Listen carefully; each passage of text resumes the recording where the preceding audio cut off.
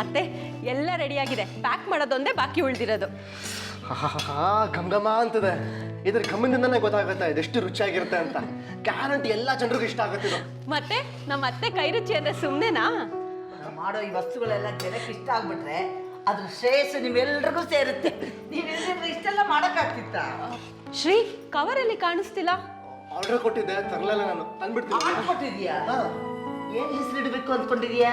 ಇನ್ನೇನು, Annapurna food products. ಆ ಹೆಸರು ಬೇಡ.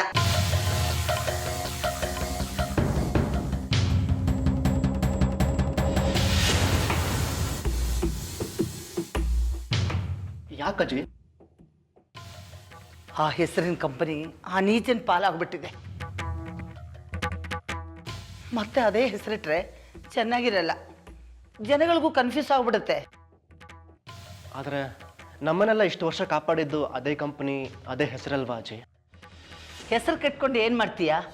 ನಾವು ಒಳ್ಳೆ ಗುಣಮಟ್ಟದ ಪದಾರ್ಥಗಳನ್ನ ಕೊಡಬೇಕು. ಆವಾಗ ಯಾವ ಹೆಸರು ಆದ್ರೂ ಜನ ತಗೋತಾರೆ.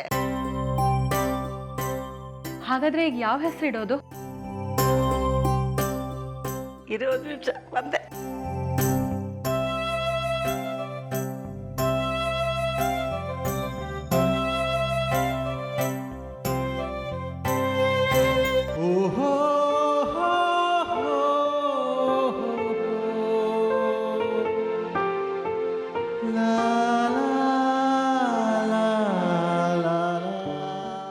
ನಮ್ಮ ಶ್ರೀ ಹೆಸರಲ್ಲಿ ಕಂಪ್ನಿನ ನೋಡಿ ಶ್ರೀ.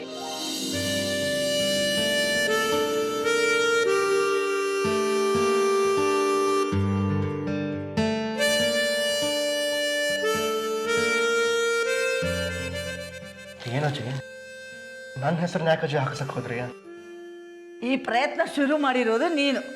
ನಿನ್ನ ಹೆಸರಿನಲ್ಲಿ ಕಂಪನಿ ಕಟ್ಟಿದ್ರೆ ಜನಕ್ಕೆ ಹೊಸದು ಅನಿಸುತ್ತೆ. ಜೊತೆಗೆ ನಿನ್ನ ಪರಿಚಯ ಇರೋದ್ರಿಂದ ಮಾರಾಟ ಮಾಡೋದಕ್ಕೆ ಸಹಾಯನೂ ಆಗುತ್ತೆ.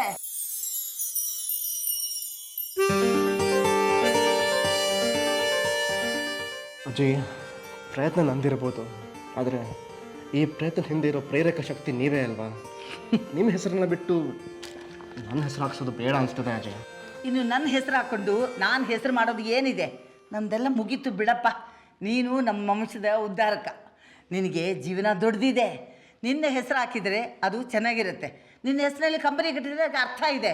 ನೀನು ಭವಿಷ್ಯ ಕಟ್ಕೊಂಡು ಚೆನ್ನಾಗಿ ಬದುಕಿದ್ರೆ ಅದನ್ನು ನೋಡೋದಕ್ಕಿಂತ ನನಗೆ ಇನ್ನೇನಿದೆ ಸಂತೋಷ ಹೇಳು? ಹೌದು ಶ್ರೀ, ಅತ್ತೆ ಹೇಳ್ತಿರೋದು ಸರಿ ಇದೆ. ಕಂಪ್ನಿ ನಿನ್ನ ಹೆಸರಲ್ಲೇ ಇರಲಿ, ಚೆನ್ನಾಗಿದೆ. ನೀವು ನನ್ನ ಮೇಲೆ ಇಟ್ಟಿರೋ ಪ್ರೀತಿಗೆ ನಾನು ಏನು ಕೊಟ್ಟರು ಕಮ್ಮಿನೇ ಅಜ್ಜಿ. ನಿಮ್ಮ ಆಸೆ ಅಂತ ಆಗಲಿ, ನಿಮ್ಮ ಆಶೀರ್ವಾದದಿಂದ ನಾನು ಖಂಡಿತ ಸಾಧಿಸಿ ತೋರಿಸ್ತೀನಿ. ಯಾವುದೇ ಪ್ರಯತ್ನ ಪ್ರಾಮಾಣಿಕವಾಗಿದ್ದರೆ ಯಶಸ್ಸು ಹುಡ್ಕೊಂಡು ಬರುತ್ತೆ. ನಿನ್ನಲ್ಲಿ ಆ ಪ್ರಾಮಾಣಿಕತೆ ಇದೆ. ಒಳ್ಳೇದಾಗಲಿ. ಹೊಸದ ಬೇಗ ಪ್ಯಾಕ್ ಮಾಡು. ಸರಿ ಅತ್ತೆ.